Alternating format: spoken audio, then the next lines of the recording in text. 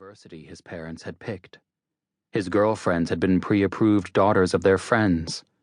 Hell, even his company, Warren Capital, had been his father's idea. What better way to curry power and favor than to literally fund the businesses of tomorrow? It had taken him years to loosen the ties that bound him to his parents, but he'd managed to separate his life from theirs. Liberty was a part of that too. His mother had had some friend of a friend she'd wanted him to hire, someone she could use to keep tabs on Marcus. Instead, he'd defied her by hiring a young woman from a family no one had ever heard of, based on the strength of her recommendations and her insistence that she jogged regularly. Marcus had paid for that act of defiance, just as he'd paid for refusing to marry Lilibeth Hanson. He may have lost favor with his parents, but he'd gained much more. He'd gained his independence. Still, he couldn't have his parents finding out about this.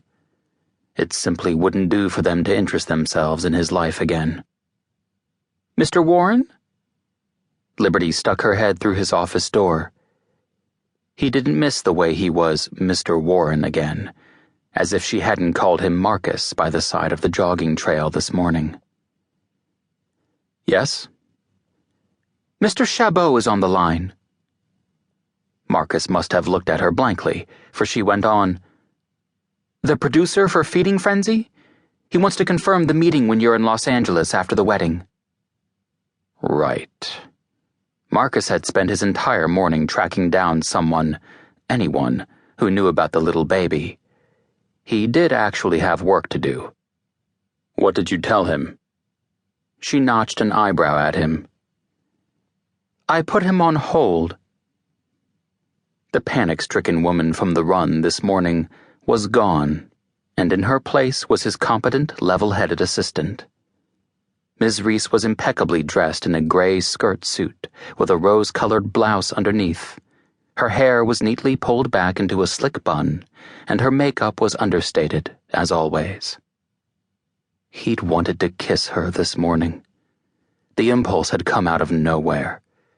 He'd watched her hold that child and felt her palpable grief when the ambulance had driven off. He'd wanted to hold her, to let her know it'd be okay. And then she looked up at him with her deep brown eyes and, "Thank you, Ms. Reese," he said, because what he needed right now was not to think about that impulse, or how he'd joked that he should take her to the wedding, only to realize he hadn't been joking. Which was a problem. She was an assistant, not part of his social circle. If he showed up with her, people would talk. Marcus Warren, slumming with his secretary.